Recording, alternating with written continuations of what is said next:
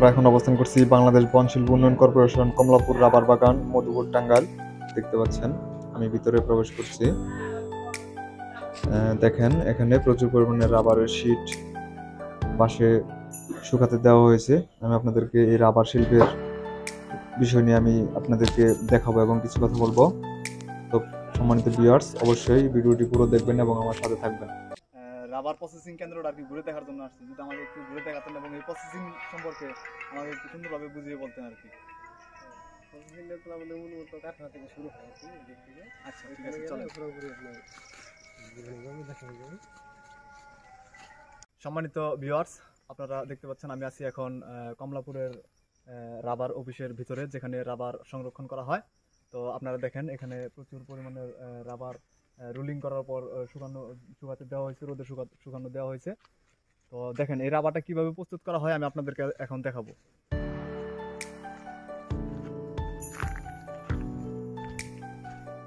প্রথমত এখানে ভোরবেলা লেবাররা যখন এই বাটিগুলো নিয়ে রাবার বাগানের ভিতরে যায়, গাছ কেটে আমরা দেখতে পাই যে এই বাটিগুলো গাছের নিচে রেখে দেওয়া হয়, আর এভাবে এই বাটিগুলোতে কষ জমে থাকে। রাবারের যে কষটা এভাবে বাটিগুলোতে জমে থাকে, আপনারা দেখতে পাচ্ছেন সম্মানিত ভিউয়ার্স। তারপর এভাবে এখানে এই বাটিগুলো ট্রলি বা গাড়ির মাধ্যমে এখানে সংরক্ষণ করার পর এই যে আপনারা দেখতে পাচ্ছেন ভিউয়ার্স, একটা ডেস্ক দেখতে পাচ্ছেন এখানে রাখা হয়। এখানে প্রায় 500 কেজির মতো রাবার রাখা যায়। রাবার রেখে এভাবেই মাঝখানে একটি করে এভাবে দেওয়া হয়, শীট দেওয়া হয়, যেন এটা সহজে সারানো যায়। আর রাবারটা প্রসেসিং করার জন্য ভিউয়ার্স, এখানে যদি 500 কেজি রাবার দেওয়া হয় তাহলে এখানে 500 কেজি পানিও মিক্সার করা হয় এবং তার সাথে পরিমাণ মতো অ্যাসিড মিক্সার করা হয়।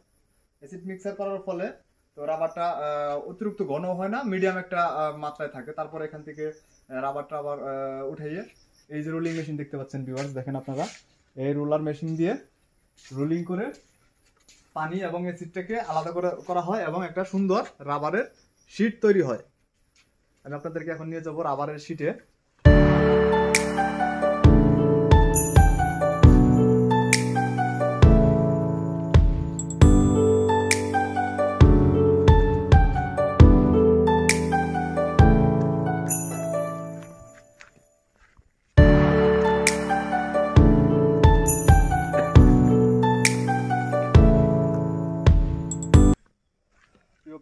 আপনারা দেখতে পাচ্ছেন এই যে রাবারের শীটটা, এটা আমি আপনাদেরকে প্রসেসিং দেখাইলাম।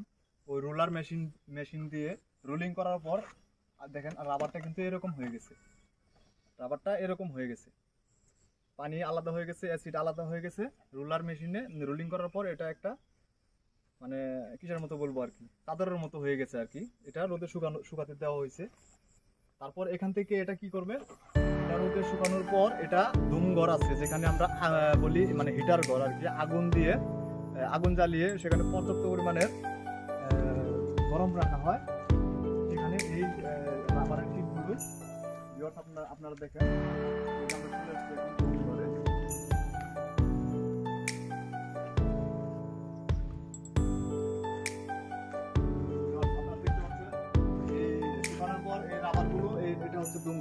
এখানে সারিবদ্ধভাবে রাবারের শীটগুলো রাখা হয়েছে।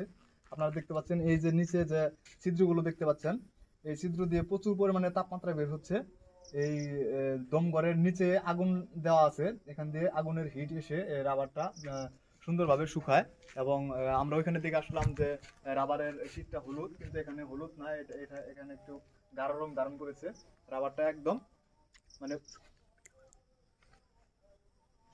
রাবারটা একদম পরিপক্ক হয়ে গেছে। তো এই ছিল আজকের প্রতিবেদন। সকলকেই ধন্যবাদ।